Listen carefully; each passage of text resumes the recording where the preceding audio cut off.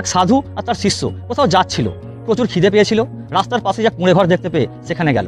সেই কুঁড়ে ঘরে ছিল এক দম্পতি, তারা সাধু আর শিষ্যকে খুব যত্ন করে খেতে দিল। সাধু সেই বাড়ির লোকটাকে জিজ্ঞাসা করলো, তোমাদের সংসার কিভাবে চলে? লোকটা বলল, আমাদের একটা গরু আছে, তার দুধ বিক্রি করেই চলে। সাধু আবার জিজ্ঞাসা করলো, তোমার ঘরের সামনে ওই যে বড় ফাঁকা জায়গাটা পড়ে আছে ওটা কার? সাধু বলল, ওটা আমাদেরই জায়গা।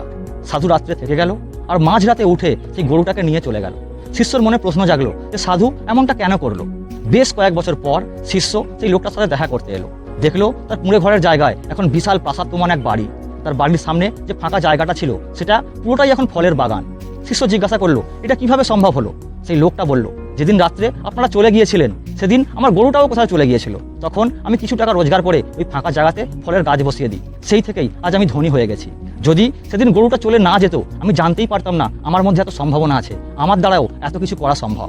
বলার উদ্দেশ্য হলো কমফর্ট জোনের মধ্যে থেকে বা একটা নির্দিষ্ট গণ্ডির মধ্যে থেকে কখনোই গ্রো করা সম্ভব নয়। জীবনে বড় কিছু করতে হলে গণ্ডির বাইরে বেরিয়ে ভাবা উচিত।